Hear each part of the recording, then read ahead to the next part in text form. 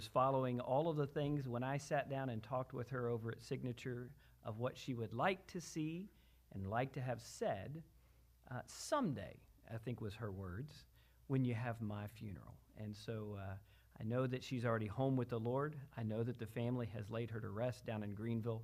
So what we'll be dealing with today is not just a formality, but it's for the family. And so we enjoy that opportunity today. We'll start with the obituary. Then Ruth asked for the singing of Amazing Grace. Pam Lindner from our church staff has been gracious to come and sing for us this morning. Then we're going to have some testimonies. And in just a moment, I'm going to share one from Ray and Ruby through their daughter, Jen Graham. I'll read that one. And then we have a microphone. If you would like to say something about Ruth, or if you'd like to say something about the family, Marvin has asked that you be able to do that, and so we will certainly make that possible. You'll just need to raise your hand, and like I did in school, I'll run to you as fast as I can and hand you the microphone, and you can just tell us a testimony. After that, I'd like to give a challenge from the Word of God, very short, but it was a Bible verse that Ruth told me was her favorite, about a Bible character that was her favorite. We'll begin with the reading of Ruth's obituary. Ruthella Stuart, 77, of Greenville, Kentucky, passed away on July 30th, 2024. She was born on June 21st, 1947, to Lacey Mildred and Reuben Elroy Stewart, Sr. Ruthella grew up in Greenville and resided here in Georgetown for the last several years. Ruth is survived by her sister, Mina Welch Vaughn, two brothers, Reuben Elroy Stewart, Jr., and Lewis Hobart Stewart. Pam, at this time, if you'll come and sing for us.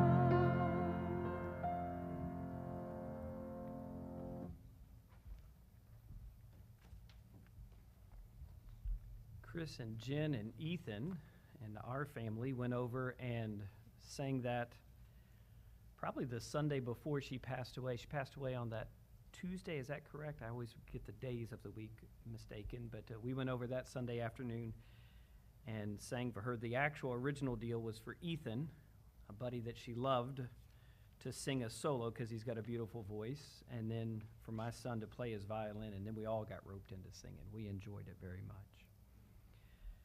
Jen Graham, most of you know. Oh, yes, Ms. Vicki, would you like to say something right now? Ms. Vicki, if you'd like to say something right now, I don't know what to say. Well, you say whatever you want to say. Turn around here and let's tell everybody what you want to say. What would you like to say? I miss Ruth. I remember she used to help me, or she You used to help me with my movie, come to movies on and everything. I kind of enjoyed it. I kind of ministered. We used to come here, me and Ruth used to come here, me and Ruth and Michael used to come here and everything. That's all I can say. Thank you. That's good. That's wonderful. That's wonderful. Well, since I'm down here, does anybody else want to say something? Well, I will leave this alive. And we'll use it in just a moment. Our family went enough times over to Ray and Ruby's. I know how this goes. It's going to be wonderful. Jen, writing for Ray and Ruby and her own family, says this, and I thought I'd read it because it was wonderful. She writes, Ruth was one of the first female residents of Quest Farm in Georgetown, moving there after her mom was unable to care for her. My parents, Jen writes, met Ruth in late 1999 when they began working there as house parents for her and several other ladies. Ruth loved when baby Lauren, that is Chris and Jen's oldest daughter, would visit, and Ruth was put in charge of watching her in the baby swing. After my parents started their own agency, Ruth's sister, Mina, who is here with us, moved her to their home around 2012. Ruth loved my parents and especially loved when their grandchildren visited. She spent hours playing Wii games with Ethan and card games with my mom, Lauren, and Alyssa. Some of her favorite memories were traveling with my parents to Idaho, to Delaware, to Maryland to visit my siblings and their families. She was part of our family. My parents took her to Canada, to Disney, to Gatlinburg, out west in their RV. They traveled a lot with her and the rest of the gang. Right, Michael? And right, Miss Vicky? They traveled with the gang.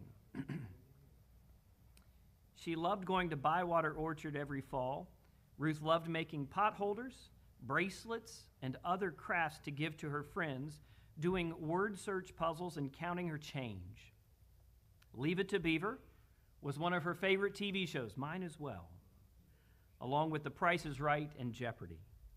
She also loved to buy and donate crayons to her nephew Marvin's church. She did this every month for years. What a blessing. She enjoyed riding the bus to her day program and spending time there with her friends. Her best friends were Michael and Vicky. Yeah. Attending Bluegrass and sitting with Bob and Brenda during church was a highlight of hers during the winter when we lived with her. She loved Bob and Brenda as well. Since my parents retired, Ruth has lived with Kim and Jeff Justice. They lovingly cared for her until her passing on July 30th. Ruth and my mom had a very special bond. Ruth thought of her as an adopted mother. My parents provided, Jen writes, a loving home for her. My mom was with her as she passed away. We all will miss Ruth very much. At this time, besides Miss Vicky, or if you have more words you'd like to say, if anyone would like to give a short word of testimony about Ruth and her life, now would be a good time to do it.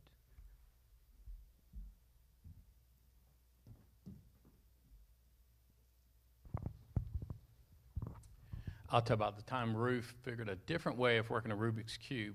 This was many years ago, back in the early 80s, and Ruth's mom was still alive. So a lot of the family gathered at Ruth's mom's house in Greenville and opening Christmas presents, and one that Ruth got was a Rubik's Cube, or some clone version of it. So Ruth took it upstairs to her room, worked on it. Couple of hours, came back down, had it all solved, all white on one side, all red on another. We were all amazed. We talk about, oh, that is so hard, it's so tough to do. We had never done one, still haven't done one. Ruth, as Ruth would, goes, just stickers.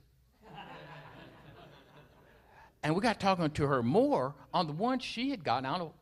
I don't think I own one. I don't know if the originals were this way, but her version, the colors were stickers. She spent 2 hours peeling off every sticker and then putting all the white stickers on one side, all the red on the other. So here we thought it was such a difficult, impossible for me to do tasks. To Ruth, just stickers. Fantastic. Anybody else like to share a testimony? I guess I'll come up front. I'm Tom Jones. I was Ruth's case manager for about, I think, 10 years or maybe longer. I don't know. But one of the fun things, part of my job was I would get to visit with the folks that I support or help at least once a month. So I would get to have a one-on-one conversation with them. And so that was always fun with Ruth. She always had lots of things to tell me. Family was very important to me. She always told me about family and looked forward to her trips scheduled with Marvin. You know, she'd tell me where they were going, what they were doing, and she really enjoyed that. Of course, Ruth was really organized, and at her day program, she had sort of her own office. I don't know if she designed that or they designed it. I'm pretty sure she designed it, but she had her little desk there, and at the side, she had all of her art supplies and all the many things that she would do, the activities, and she had her bowling ball bag and everything all there, so it was all organized and very nice, just like Ruth did. Every year we would have an annual plan of care meeting, and this is where we would develop the plan for the next year and see how we did on last year. And most people really don't like it because they're usually pretty boring, but Ruth looked forward to it. She had it on her calendar. She'd say, when are we having it? You know, she'd start asking. Her meeting was always in June, her birthday month. She would be asking in March, you know, when you got that scheduled yet? And every year, usually we don't make a whole lot of changes, especially if things are going pretty good. Ruth made a change every year, and she would start working on what she wanted to change. So anyway, those were some fun things about Ruth. And like I say, it was good to spend time with her. She certainly was organized, and she had leadership qualities. I mean, she would take control of situations. Sometimes when she probably didn't need to take control, you had to back her off and say, Ruth, I think you might be bossing there, but she didn't agree with it. But she wanted things a certain way, and she wanted to take control and do those things. She was really good at it, too. So it was a pleasure to know her and be not only her case manager, but a friend. Vicki, you look like you have more you want to say. Come ahead. I was sleeping. Trying to think of something. I cannot sleep. We had, I'll let you talk. This is you. I'll hold your hand, but you do the talk. if I know the verse. She used to make me a birthday card, and sometimes I asked her, she said, don't keep my cards, so I won't. So you keep your cards, so I keep my cards. And we used to be friends, and she used to help me turn my movie on. And I used to watch my movie, I had my movie, so she turned my movies on for me. And we come here to church, listen to cows preach. Thank you.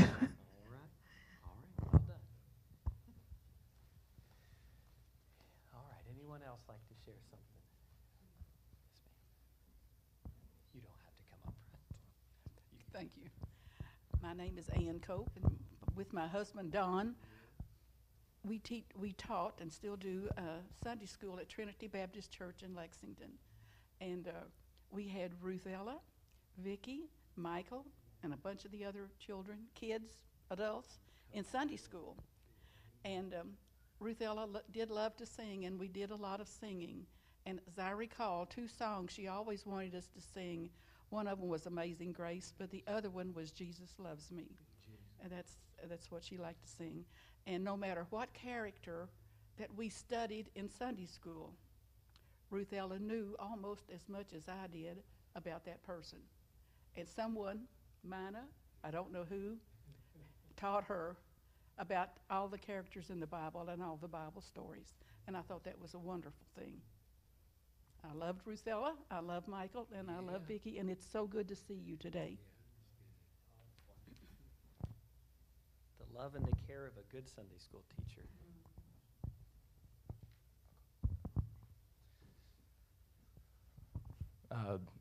Ruth was a joy to be with. Most of the time I spent at my grandma's was actually with her in her room, whether that was playing games with her on the Wii, fixing stuff for her, downloading games onto her iPad. Sometimes I think she would intentionally unplug things so that I could help her. And when I would fix it a little too fast, I could swear sometimes she would get a little upset. But it was a joy to see her face light up when I did fix stuff and when I did download.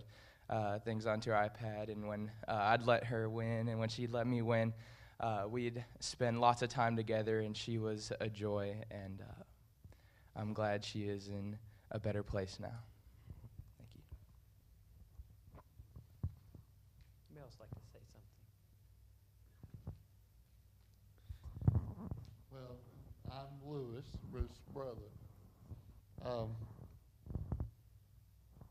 I think of Ruth's life, and it's just really a blessing to see how many friends she had, how many things she got to do. She lived a fuller life than most of us do. And but she did like to win. I remember playing old maids with her, and it was funny that you would play and you'd find one card sticking up in her hand when it was your time to draw. And of course it was the old maid. And she very much wanted to win those games. But I love her, and she's just been a blessing to most of us in different ways.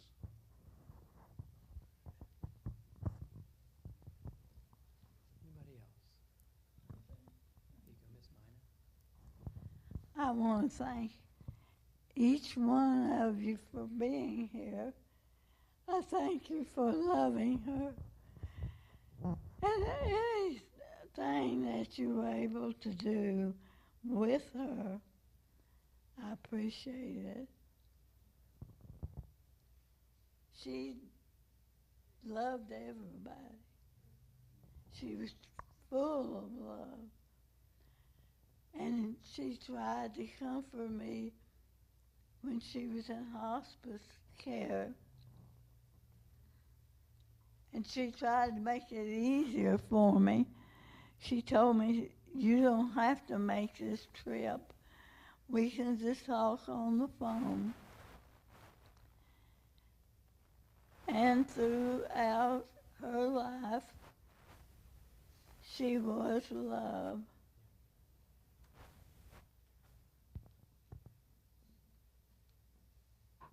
Anyone else?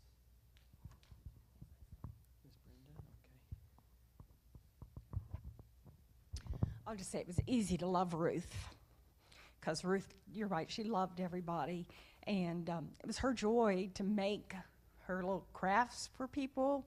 She loved that, and I've got a little keychain that's got my name spelled on it, and she could get those letters and get it right in there right, and she'd sit in church and she'd say, how do you spell your name? And I'd write it down for her, and then she'd go home and make me a keychain or make me a bracelet or make something.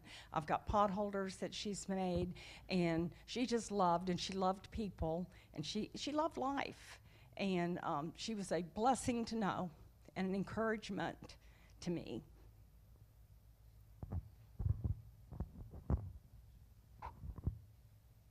All right. Anybody else? I'll say something. Okay.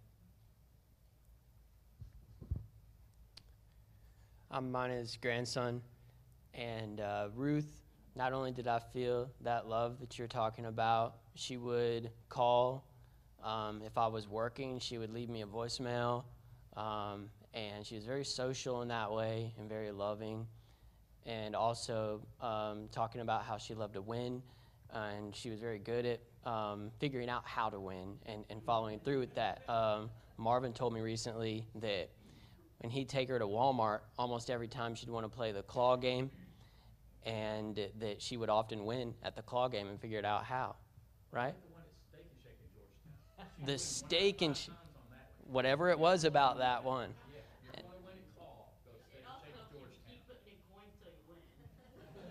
Okay, so she figured it out, and I definitely felt her love. I felt her kindness, and I felt that I got such a positive energy from her every time with every interaction. Anyone else? I don't want to sound like an auctioneer, but once. All right. Okay.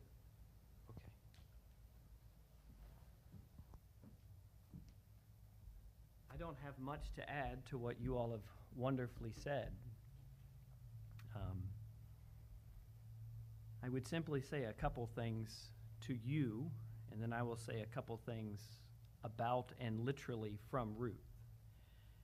To you who have loved and cared for her whole life, you represent the value of a human being. The reason that Jesus Christ left eternity and came into our humanity was for the value of one person. Now, his desire is that many more than one be saved, but that's why he stepped into eternity. And when we care for those who very much in this life could not care for themselves, you, I think, as a pastor, are demonstrating the height of human compassion and love for one human soul. Miss Mina, there's many years in which your mother, then you, and now Marvin have cared for and overseen the care for Ruth. You don't need to do that anymore. She is home with her father in perfection, resting in joy and great comfort, and smiling from heaven, saying, we are still playing the game, but she has won. My challenge today comes from Ruth's own mouth. I asked her a few weeks ago who her favorite Bible character was. To meet her Sunday school teachers is a great joy to my heart, because as I said in the beginning, our family would go and visit her with Chris and Jen over to Ray and Ruby's house many a time, and my boys absolutely love Michael and Vicky and Ruth, very much like Ethan, very much like those who care for them. And so I asked the question, who is your favorite Bible character? Of course, with the name Ruth, as a pastor, you would expect someone to say, Ruth. My name is Kyle. If there was a Kyle in the Bible, I would know everything about that Kyle. And I have no doubt that she knew everything about Ruth. But Ruth sat on the bed at Signature and simply said, Jesus. As if to say, how can you call yourself a pastor and not know who the most important guy was?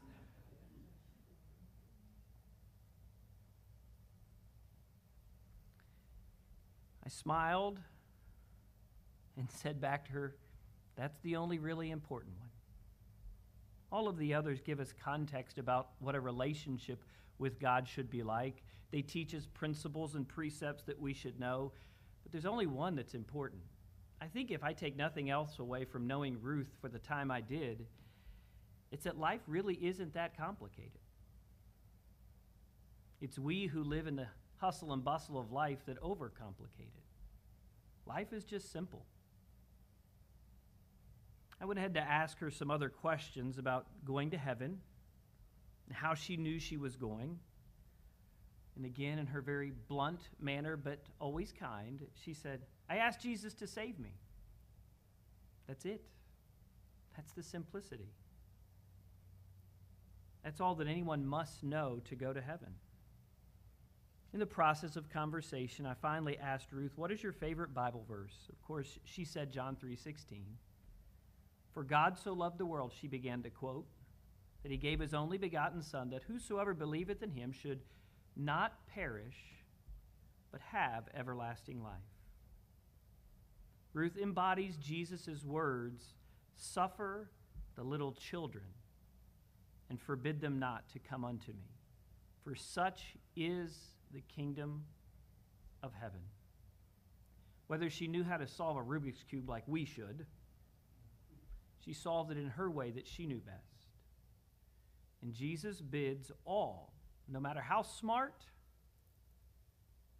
no matter how accomplished, no matter how refined we may think ourselves, he invites all, from the child to the greatest of kings, to him by simple faith. It is like a child that we come in faith to Jesus Christ, coming to God by simple faith in the plan of salvation, Jesus' life, death, and resurrection. That is the fullness of salvation that the Bible teaches.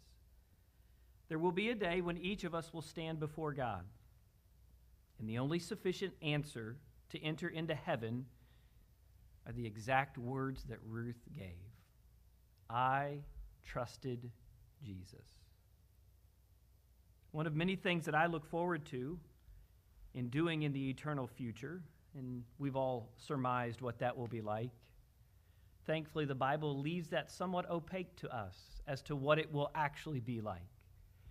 But one of the things that I know we will do for eternity is develop the acquaintances that we made here on this earth. Oh, Jesus is who it is all about, but there will be acquaintances there.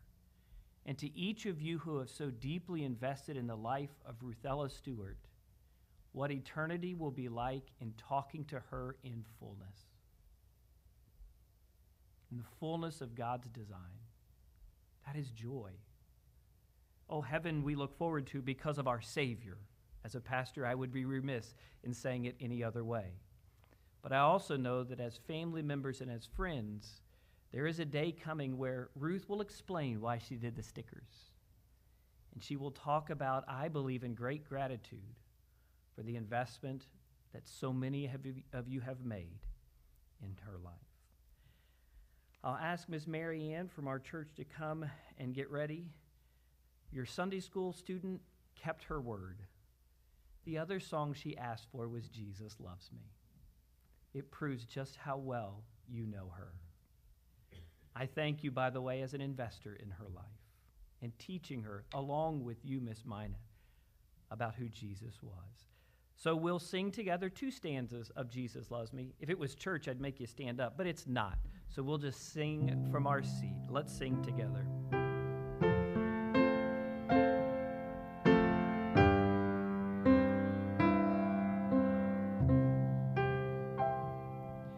Jesus loves me, this I know, for the Bible tells me so.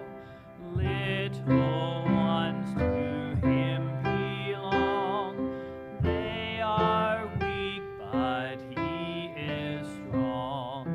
Yes, Jesus loves me. Yes, Jesus loves me. Yes, Jesus loves me. The Bible tells me so. On that second, Jesus loves me, he who died, heaven's gates to open wide. He will wash away my sin.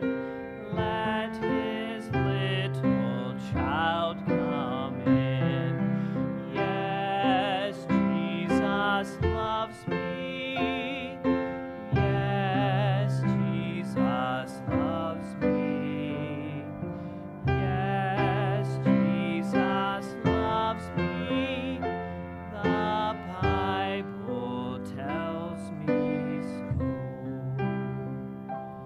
Father, we thank you for the life of Ruth.